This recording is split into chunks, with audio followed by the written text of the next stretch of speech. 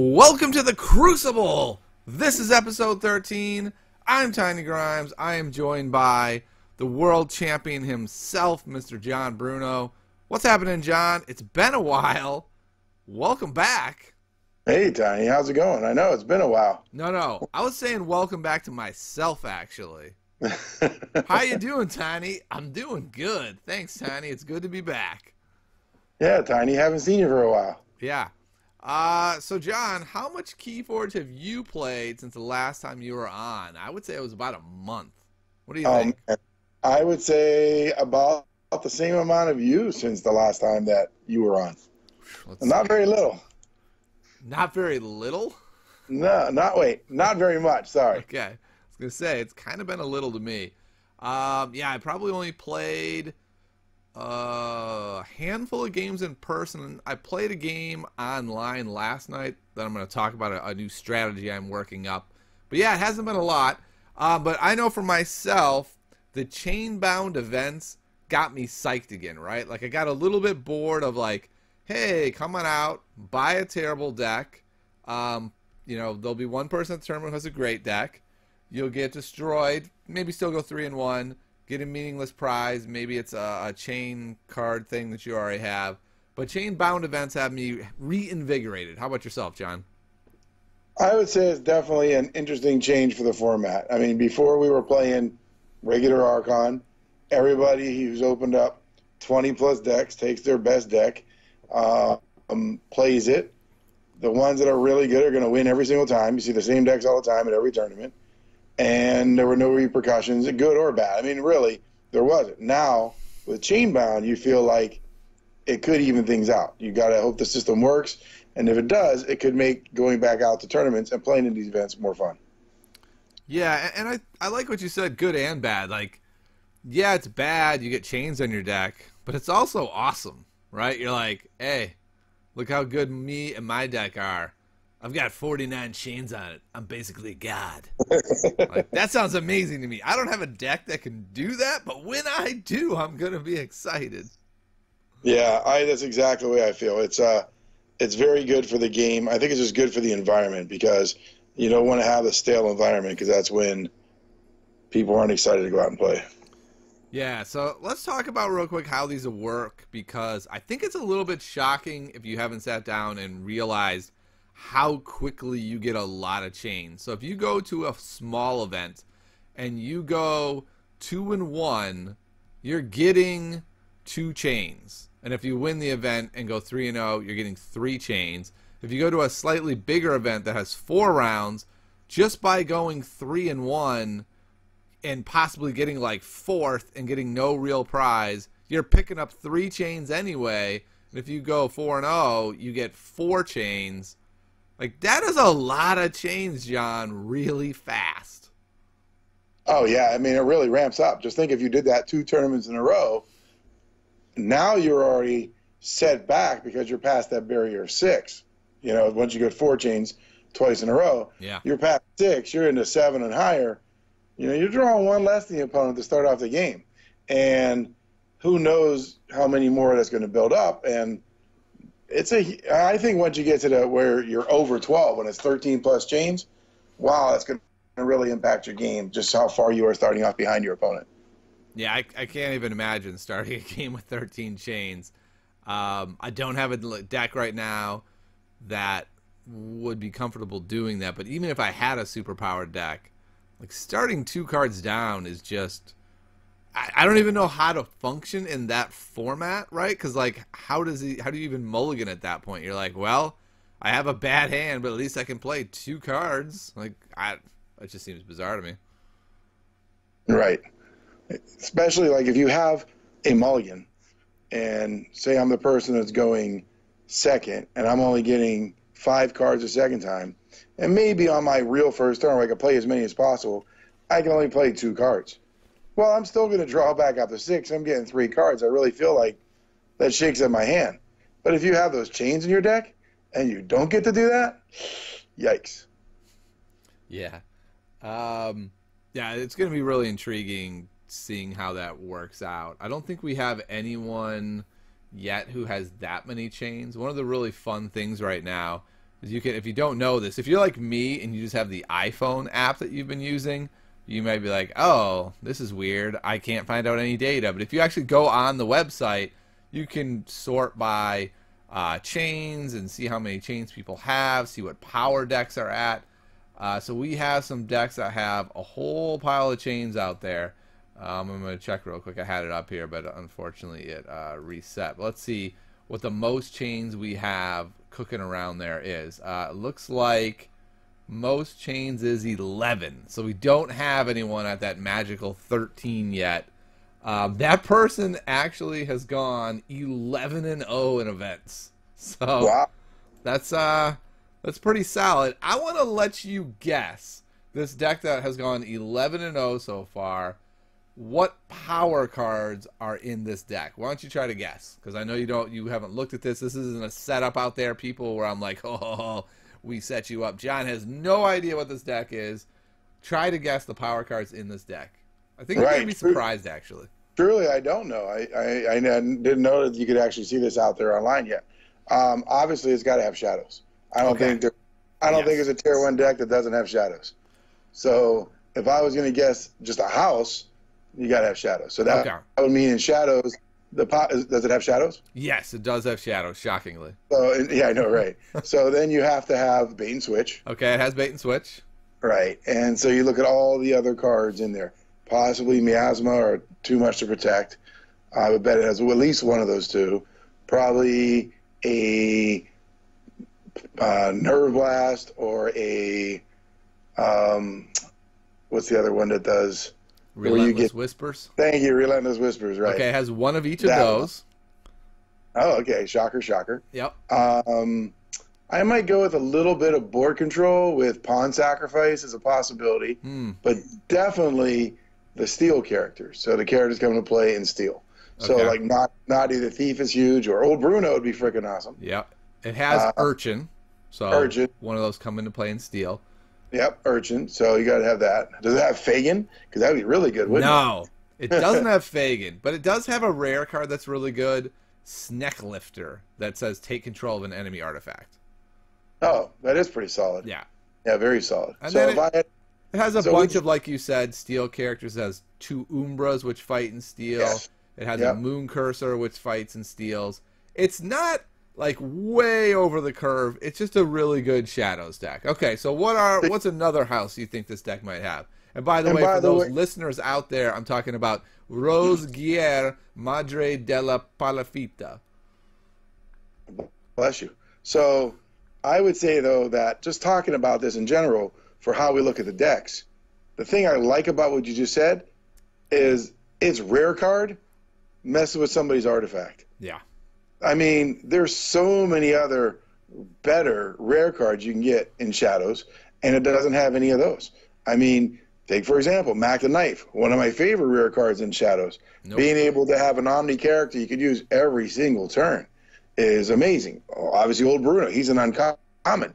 And you can look at some of these great cards they have, and this one just has regular, good, common, uncommon characters, utility events, that basically control the board. I mean, you don't always have to have tons of rares. So I think that's just one thing to look at when people are looking at decks. The number of rares you have is irrelevant if you're looking for a tourney-winning deck.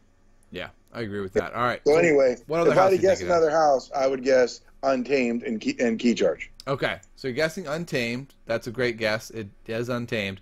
It does not have Key Charge. Okay, so if you don't have Key Charge, you have to have another way to cheat, which is probably Chota Hazari. You want to hear something shocking?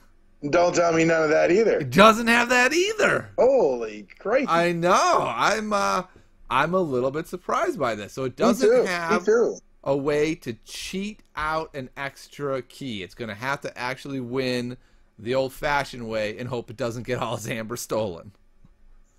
So does it at least have like a Hunting Witch? It has 2. Yeah, there you go. So they got something to ramp it up. Maybe Full Moon, a regrowth to get characters back. The fairy, pixies, all those nice little quick amber gain cards. The Dust Pixie, which gives you 2 amber when you play it. Mm-hmm. It has Murmuk to kind of control your opponent's keys. Yep. It has bear flute plus a bear. Okay, so yep. And then it has And 3 snuffle gators. Snuffle gators are great. I would think those cards are really good. And then it has the card probably that I like best that I don't own a single deck with, and that's Mimicry. Oh, that's a good one too. Yeah, so the nice thing is something in your opponent's discard. So your opponent has something that you want to play, you get to play it. Something you don't have, your deck is lacking, you can play. Your opponent played a key charge, right? You can too. Yeah, so the way I look at Mimicry is almost like it's a key charge, right? Like it's almost gotten to the point where you need key charge, Toto Hazari, or fine, Mimicry will work just as well because everyone has key charge. Right. So exactly. That, I mean, just even that is solid right there. Yeah. Now, if I had to guess a third house, obviously the house I would think would be next best would be Dis, just because of the control of the board, or Dis.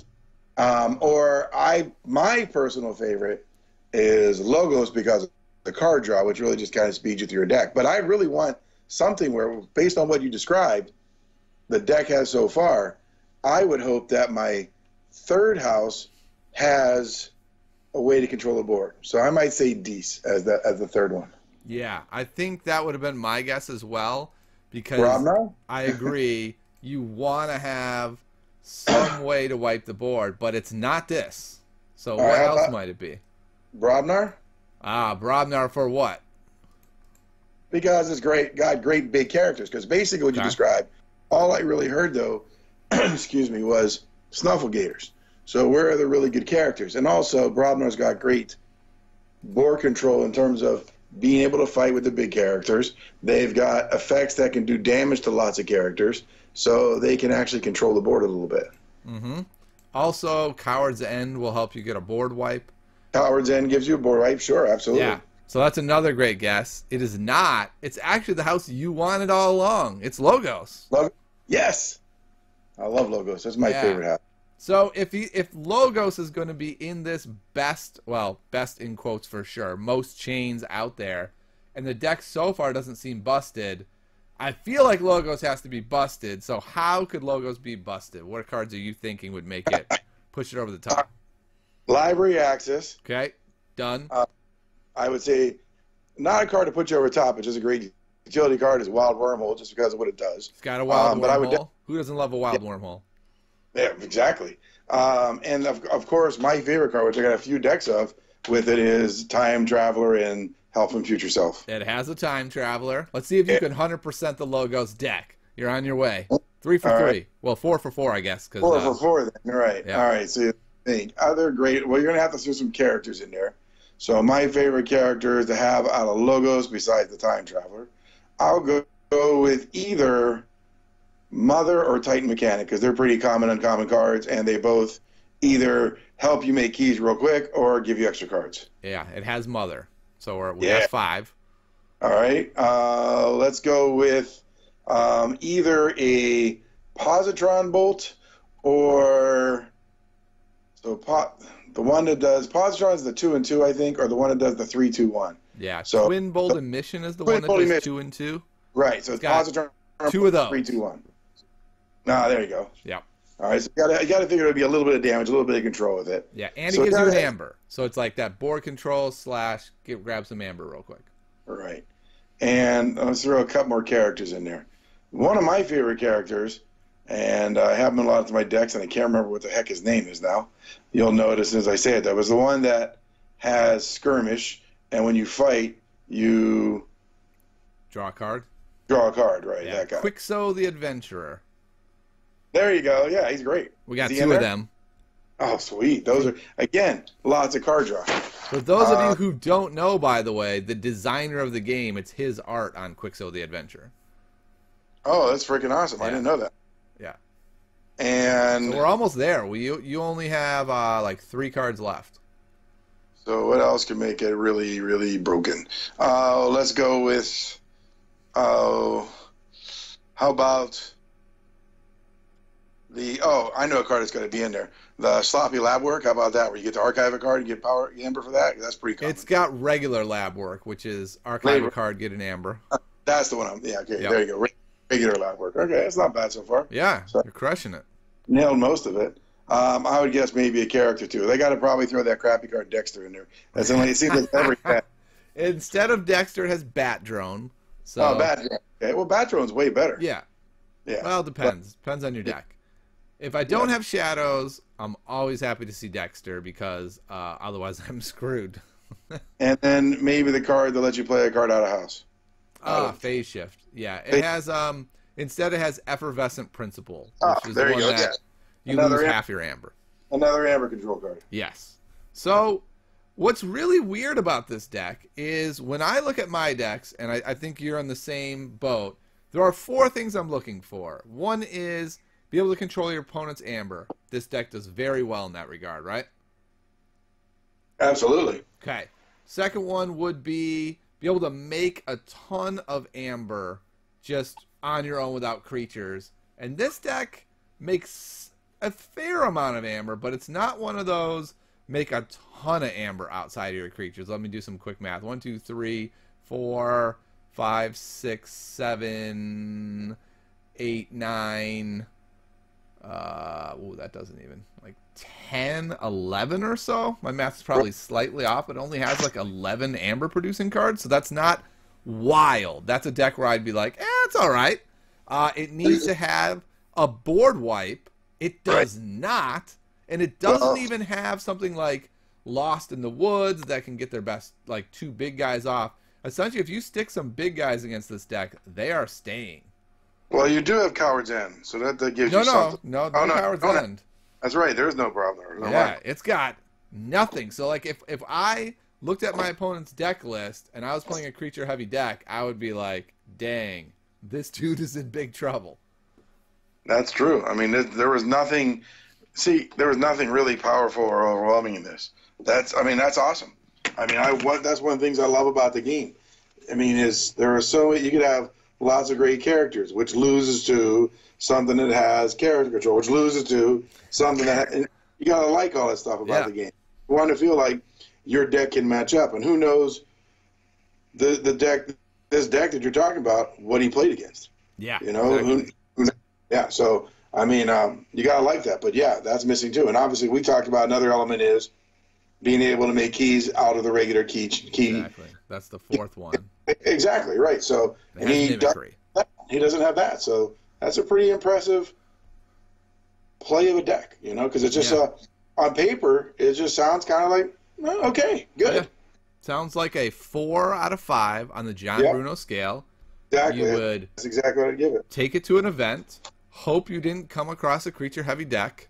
The nice thing is this has really impactful creatures like Snufflegator, Mushroom Man, that cycling bear that's big enough to where it can actually like chump down most of the big creature, and then you can finish them off with the Twin Bolts and the Whisper. So I wonder if like it has just enough good impactful creatures that it's able to kind of push through with that.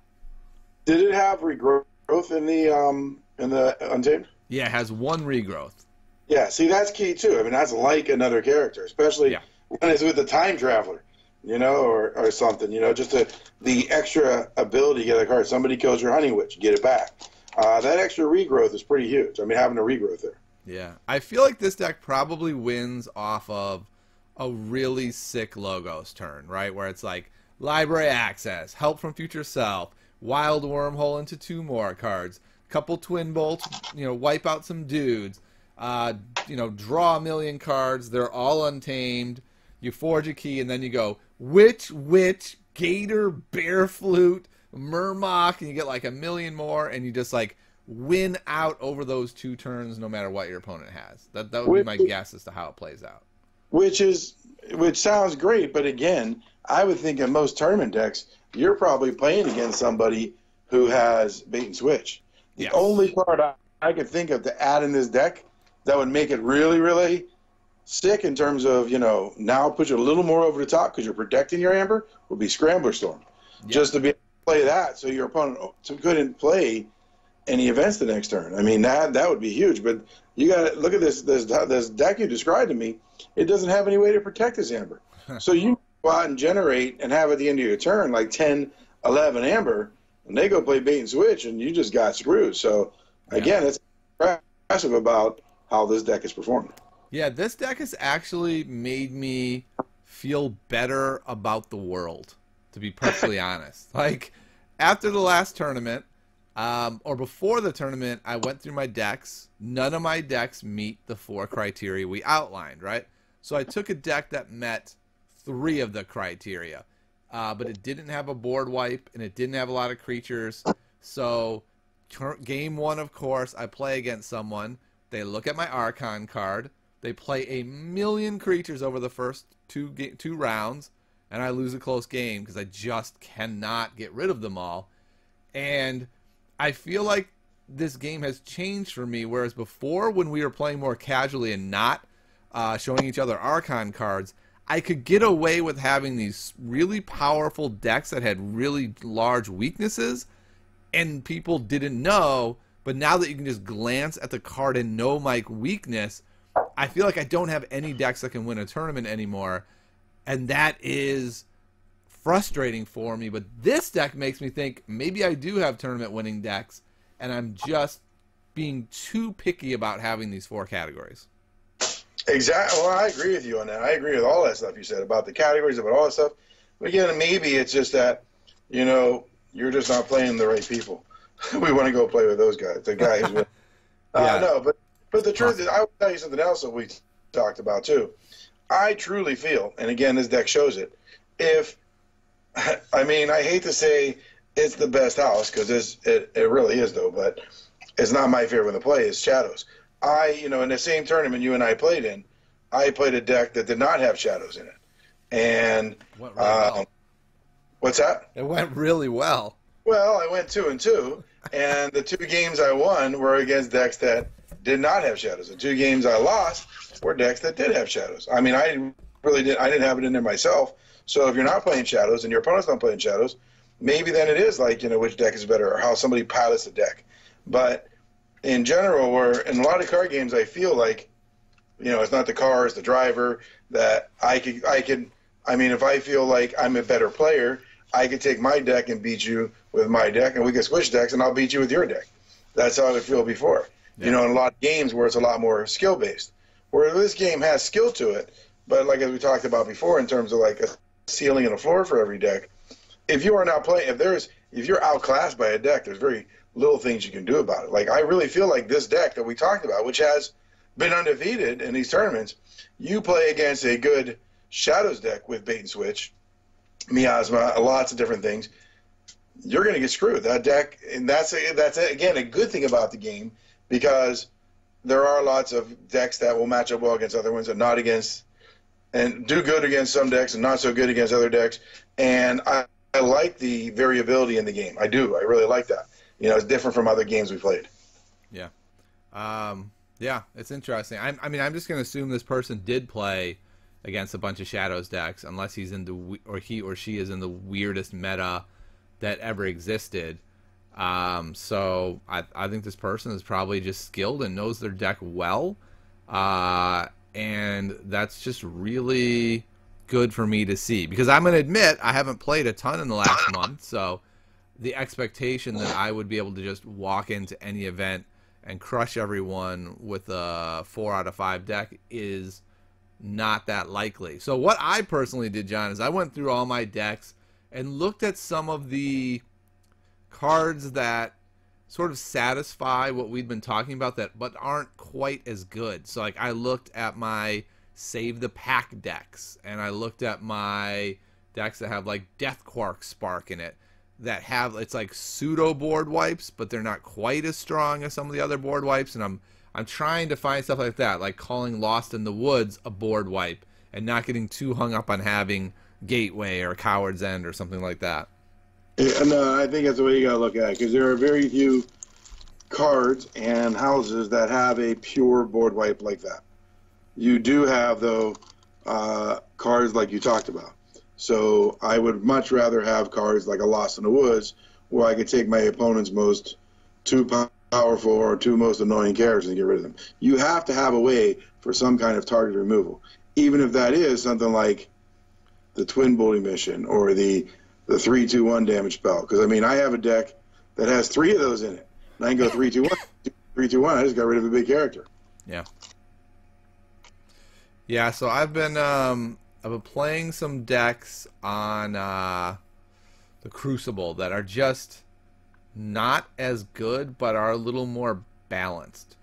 So, for instance, I was playing a deck that's a Shadows deck. It doesn't have a ton of control, but it has some control. It doesn't have bait and switch, but it does some weird things. So it has like Subtle Maul, which pulls cards out of their hand. It has 3 copies of Nexus, so that I can basically control all of their artifacts. And then it has, like, instead of a board wipe, it has Blinding Light, which lets me, stun all the characters from one particular house and sort of slow them down and try to push through my big Amber stuff. This deck has 2 copies of Regrowth, a Witch of the Wilds, which is really cool, which lets me play untamed cards out of turn that I can put next to a Shadow Self. Essentially, what I'm saying is I'm trying to look at my decks more for, like, really good synergies that sort of do what I want, because I just can't open that deck that's like, boom, obvious, meets all 4 of the criteria, I'm going to go win every event. I just can't find a deck like that. Yeah, I think it's very hard to find that deck. It really is. I mean, I've opened 40-ish decks, so I don't think I have one that's that rated 5 deck that I like that has all this stuff in it. But I think what you need to look at, too, is you need to look at the decks and see how close you get to each of those 4 categories that we've talked about. And sometimes, like, some people look at Mars and just say, oh, Mars sucks, I'm not going to play Mars. But you know what? You got a Mars deck that's got those right cards in it. It could be that control you're missing for one of those categories that you might usually get in Dis, or you might usually get in Lows, because even Mars has some card draw in it. So there is definitely ways you can use another faction to control that. Like, to be honest, Sanctum has ways to steal Amber. There's lots of characters you play that capture Amber. You have they fight that capture Amber. You have Terms of Redress that captures Amber. So there's lots of ways to find things you're missing in another faction. You just got to take off those blinders instead of saying that faction sucks. Yeah, I actually have a deck that's not it's a general use. You know what I mean? It's not each person, Kevin. Definitely. I have a deck that I'm trying called Bane Hornswoggle Penvix. Mainly I want to try it because I love saying, like, you hornswoggled me. I'm like, oh my goodness, I have a deck with that name in it? That's amazing.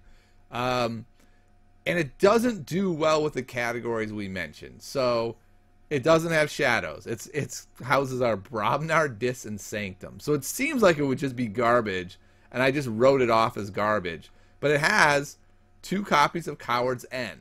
So it can do some board wipe. It has a copy of Terms of Redress. It has a copy of Burn the Stockpiles, which says if your opponent has 7 or more Amber, they lose 4. So that's pretty good. It has 1 copy of Shaffles, which basically you put him in, your opponent loses an Amber, so it keeps them off that 6, and then they probably immediately kill him. It has Sequus, who says Reap Capture 1, so if I can get him to stick at all, and I have a whole bunch of stuff that lets people stick, I might be okay. It has Kelpie Dragon, so it has like a really powerful guy if I can actually make this thing work. It has a Tremor to stun a couple of guys. Like, it has 2 Arises, 2 Mind Barbs. Mind Barb says you get an Amber and you discard a card. It has to control the weak. That lets me control turns. It has 2 copies of Arise. So it has like this collection of great cards with 3 houses that I would have never dreamed of even daring to play. But it kind of cobbles together what might actually be a really strong deck, and I'm really eager to see. It doesn't have a key charge or a mimicry or anything like that, so I'm just gonna have to play like old school. But I don't know. It's gonna be interesting to see if I've just had such blinders on that I missed that I had a great deck because I just didn't have the right houses in it. Right. I got a question for you. Can you really play old school for a game that's only been around for 3 months? I guess I shouldn't say old school. I should say fair. No, I'm going to have to play a fair game. I mean, it's really like your old way of thinking about card games. Yeah. And that's, that is and that's really neat about this game. And I do agree with you. I mean, You know, there are definitely houses I think that maybe might have been dismissed initially, cards that may have been dismissed. And again, that's another great thing about the game is now that you've seen, I mean, everyone was all impressed. Ooh, I got a Horseman deck. And Horseman deck doesn't mean it's necessarily good. People were impressed by the flashiness of a deck or a great card or a character. Even, I got a deck with, you know, it's Shadows. It's going to win. Not every Shadows deck does well. So it's neat that you rediscover cards and decks and try things out. Once you take those blinders off, I think you're going to have even more fun with the game. Yeah, I'll definitely have more fun. That's what I'm looking forward to. The question will be, will I be more successful? And I don't know the answer to that, but I'm going to find out Friday night at your house. I'm going to be bringing these weird decks, and you're going to be like, Tiny, this deck doesn't have shadows. Are you all right? And I'll be like, it's okay, John. I did not have a stroke. I'm playing a non-shadows deck, so that should be fun. I think that's exactly what I would say, too. It's pretty funny. But, yeah, I mean, I got some decks that are really interesting looking to play, to try out. I mean, I'm excited to try out. I mean, I have some decks still sitting in cellophane. You know, I want to open those suckers up and play them and see what they do. This is a cellophane deck. It is in my pile of cellophane decks, and I was like, that is some weird houses that actually might be good. So, John, I do think, though, we've reached the point in the show where it's time for me to crack a pack. This is the last pack I'm up to. You can see it is unopened. I'm not trying to pull a fast one. I've been saving it for the next episode. It just took a while. So this pack has actually been taunting me for a month. So I'm going to open it. We're gonna do a quick evaluation on the spot. I'm not gonna show the QR code. Oh, I might have just showed it. That's okay. I'll go ahead and register it before I publish this. So we're looking at our houses are Logos, Mars, and Brobnar. The name of the deck is Makikwal, the Savant of Novels. Okay. All right. We got a weird looking deck there. So John. Brobnar, Mars, Logos, what's your initial thought? Are you excited? Are you worried? Are you thinking this is a terrible draft deck? What you thinking? Obviously, I mean, I'm obviously a big fan of Logos, so I'm hoping I'm getting a lot of card draw out of it. If I see Mars, I hope I got some good synergy, because they're definitely the combo-y deck, the combo-y faction. So I hope some good synergy in the characters. I hate when I get cards that say, you know, put a Mars character into your archives, and you got 4 Mars characters in your deck. You know, that sucks. Right. So you get that good synergy there. I love Brobnar. Brobnar is really, really good. They got great characters. They got good-sized characters. They got some good control. They do some good damage. They let me do some cheats, which are cards like, you know, fight, cards like, you know, I love those cards. So I like 2 of the 3 right off the bat. Okay. All right, so I went ahead and brought it up. You can do the same if you want. The Savant of Novels is what you should bring up, which is really cool because I have a book club at school, so I am kind of a savant of novels, so that's great. So let's look at what it's got.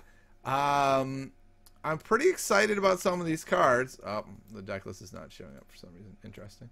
Probably if I do this, it'll work. Don't tell me you got that time traveler. That was the first card I looked for. It does not have a time traveler. Very sad I am. Alright, this is bad radio, but for some reason it's not showing up on OBS. Thanks for that one. There we go. Alright, so it has 2 Coward's End. So it has one of the things that we're looking for, right? It has some board wipes, so that's pretty exciting.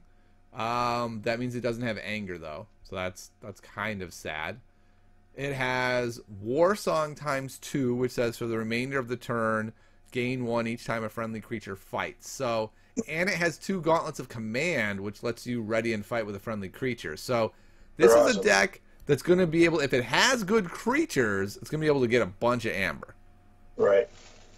So, who are your creatures in Brobnar? Okay, so we've got Valdar, which is the guy that does +2 damage when attacking a guy in a flank, so he's not that great. Bumpsy. No, he's 6 strength, but he's 6 strength plus 2 more. He's 8. He can do 8 damage to a character. That's irrelevant. Oh, Bumpsy geez. Though is awesome. He comes into play. Your opponent loses 1. Yep, he's good. Yeah, especially if you don't have shadows, you desperately need somebody like Bumpsy.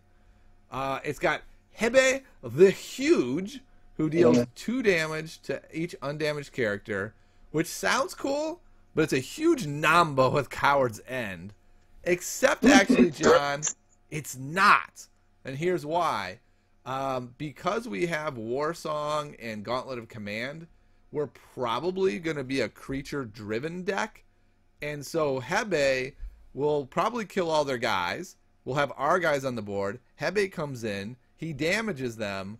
Now none of our characters will die to Coward's End. When our opponent litters the board with their characters, we get to Coward's End, wipe the board, and then we don't even have to fight them if we don't want. So that's kind of good. Sounds like an idea on paper.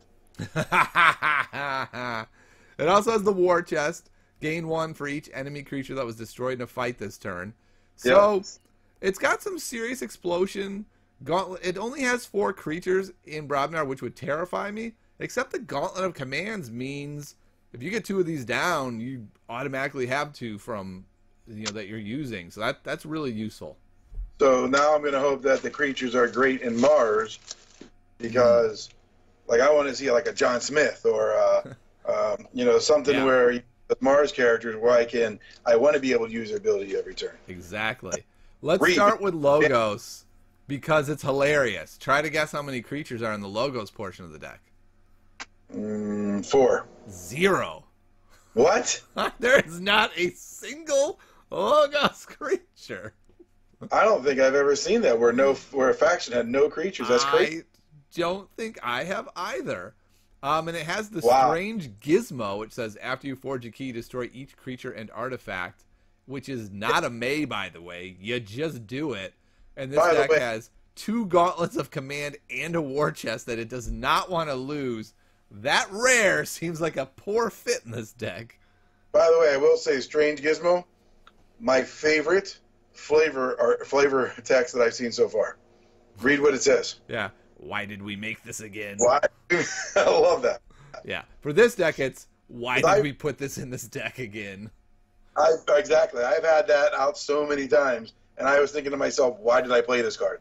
In games I played with that. It's pretty funny. So right now, I'm a little worried about this deck, but then I notice it has library access, so already happier, and it has 2 phase shifts, which let me play the shift, draw a card, play another card out of faction, draw a card. So that's really powerful. 2 lab works to be able to set up the library access. So that's coming along pretty well. It has Neuro Siphon, which is one of the best steals in the game. If your opponent has more amber, then you get to steal 1 and draw a card. So now we've got Bumpsy and we have Neuro Siphon for steal. That's not enough, but we're on our way. It has Interdimensional Graft, which says if an opponent forges a key on their next turn, they must give you the remaining amber. So that can be really strong for that deck that has that massive explosion and goes, ha ha ha, you're not playing Shadows, you're screwed. And you play Interdimensional Graft and they're like, I'll forge for 6, give you 7. And you're like, yeah, you will. And that's really powerful with lab work, because you can stick that in that archives and don't have it clogging up your hand. So that's really exciting, I think. True, yeah. And you know what, John? What's that? It's got Scrambler Storm, so you can do your own explosion and then still protect yourself from that bait and switch. That is one of the best logo cards. I think it's really underrated. I don't think people realize how good that card is. I think it's great. It also has Twin Bolt Emission. It has Library of Babel. And it has Anomaly Exploiter, which is another great artifact, which says action, destroy a damaged creature, and in combo with Hebe the Huge, that's pretty huge. Because in fact, with Phase Shift, you could just go Phase Shift Hebe, and then trigger the Anomaly Exploiter that you played last turn, and boom, you got a creature off the board. So for not having a creature, not bad. It sounds you're going to be doing a lot of draw, and those draw will not be. Yeah. Like, great, another freaking event. Well, that's good because we're going to get a lot of amber that we're going to be able to pile up. The problem is we don't have a key charge or something to do it because our last house is Mars. Let's take a look at the creatures. Are we rooting for creatures now? Heck yeah. Yeah, we thought we had a battle deck. After the Logos, we're like, do we? I don't know. So we have in Mars, we have 1, 2, 3, 4, 5, 6, 7 creatures. We have 2 Tunks, which are perfect for battling. He's pretty solid. What's that? He's pretty solid. Yeah, especially I don't really like him actually, but in a battling deck, I love him because you get to battle with him and then heal him up. So that's really powerful. Which may not be great with Hebe the Huge. That's true. That's a good point. We have Ulik the Megamouth, which is fight or reap, use a friendly non-Mars creature. So that's really cool because you can do something like Gauntlet of Command him, right, and then use him, and then have him trigger someone else. So you can do some pretty crazy stuff with him. All those Logos creatures you don't have. Yeah, exactly. Yeah. It's got Yixley the Marauder, who I think might be the worst creature in the game. He's Give me Dexter as my Dexter's my list. So if you don't remember, because I get them all confused, this dude says play, capture 1 amber for each friendly ready Mars creature. They don't come in ready. Mars creatures generally don't live. So generally he comes in, captures nothing, and is only 2 strength, and is worthless. But good news, John, we do have 2 of them. Oh, that's fantastic. Then we have Ulixo the Bolter, who's pretty good. Fight Reap, deal 2 to a creature. If this damage destroys the creature, purge it. He can be super powerful against, like, Chatahosri. That's not his name at all. Chotahosri, whatever his name is. Dust Pixie, any of those guys that you're looking to loop, he can be super strong.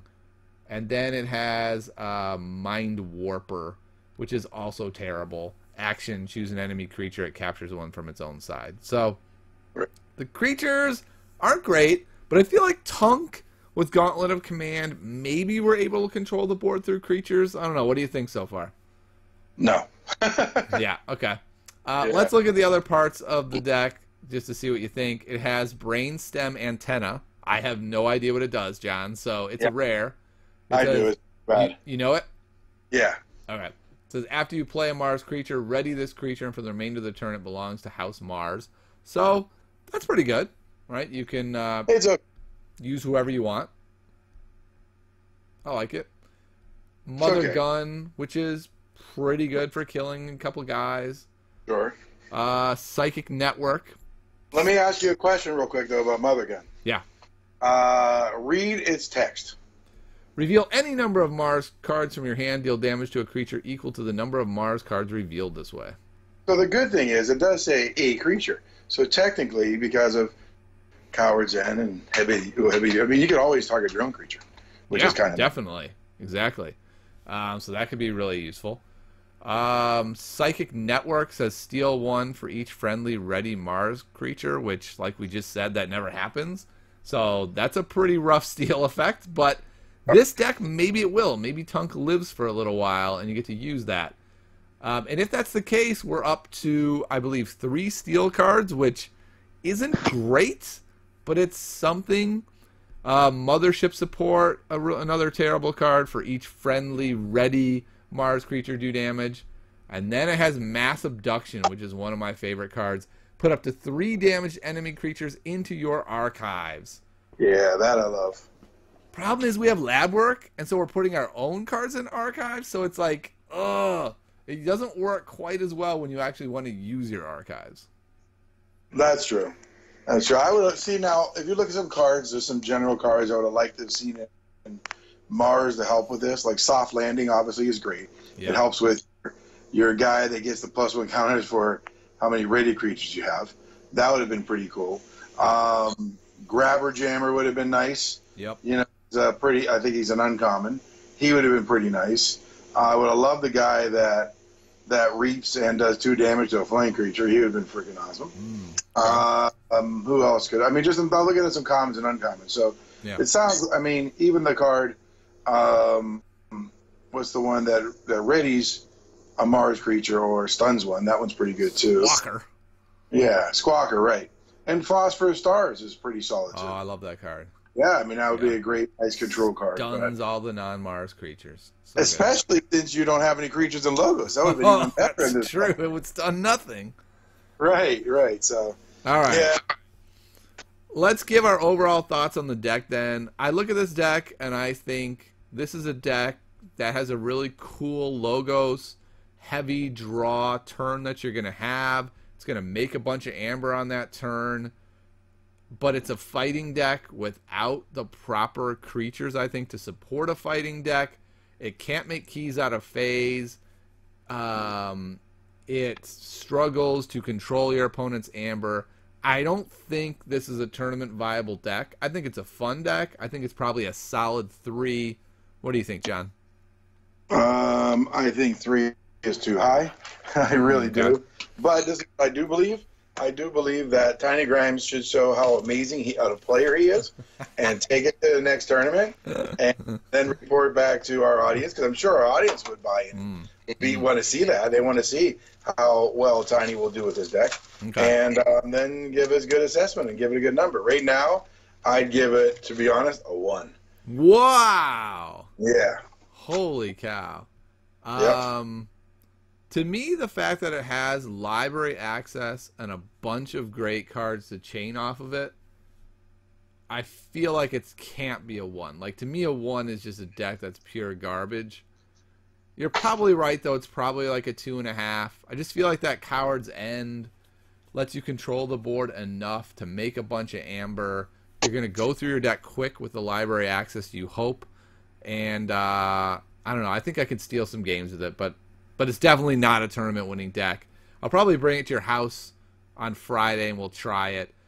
If this is a deck you want to pick up, message me. We start the bidding war, and maybe someone looks at this deck and goes, "You're crazy. That deck's awesome. I want it." If you're trying to sell it, then I would definitely say it's a 5. A 5.5, in fact. Yeah, definitely. This sounds like it's going to win. It's going to be the next 13-0 deck.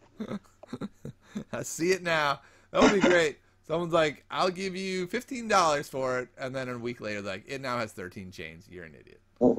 Now that will be like, "I will give you $15 to take it away from me." I will tell you, actually, the best thing about this deck, you won't have to worry about getting chains in any chainbound event. Oh, thanks. That's really kind of you to say. I don't have to worry. Oh, man.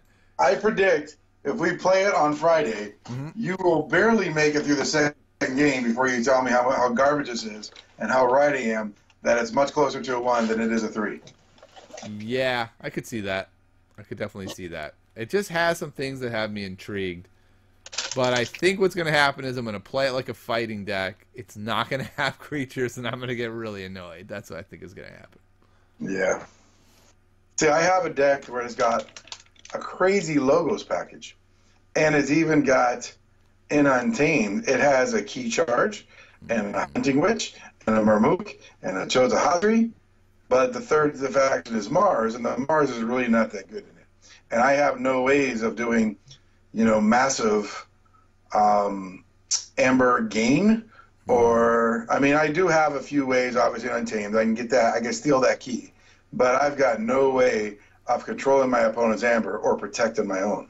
So that's really, you have very few steal cards in your deck. And so that makes the deck very, very fragile. Like, I do think I could win some games. I do. Because you're just going to have those logos games where you draw like crazy. But, it's not sustainable for a tournament. Yeah, I agree. This feels like a deck you put in that box of like crazy decks that you break out sometimes. I don't even think this is a deck you put in your low power let's have fun box, because I think there'd be too many games where it goes off and people are like, "What? This is not a 2, this is a 5." And you'd be like, "No, trust me, it just felt like a 5 in this one random game." I think it would be in my box, truly, and I'm not just saying it to be, contrarian or anything here. I would go in my box of decks that I rated a 1 and never use again, but I will break it out when I teach somebody how to play a game, and I will give them a 1, and I will take me for a 1, and we'll just play them and see how they go. Okay. All right. Well, I won't even say we'll agree to disagree, because I definitely leaning towards agreeing. We will play. We will play to disagree. There we go. Yeah, all right, John. Well, thanks so much for coming on. I'll see you on Friday at your house. We'll live stream from John's house No, actually, that was cruel of me to say. We definitely won't do that. And if you want to follow the show, follow on YouTube. I'm Tiny Grimes Games on Twitter. Tiny Grimes on Facebook. You can support the show by going to Patreon. Thank you so much to everyone who does support the show. It is amazing that you do that. And we'll see you next time. Wait, aren't you supposed to ask me where they can find me? I usually do, but you're like, nowhere. So let's try it. Let's see if it's different this time. Hey, John, where can people find you? My place Friday night with you. Well, there you go. Come on by John's place. Come on by. You don't know where he lives, but come by anyway. You can watch. All right. Well, thanks so much, everyone. We'll see you next week on Welcome to the Crucible. And till then, have a good one. That was fun. That was like the worst outro ever.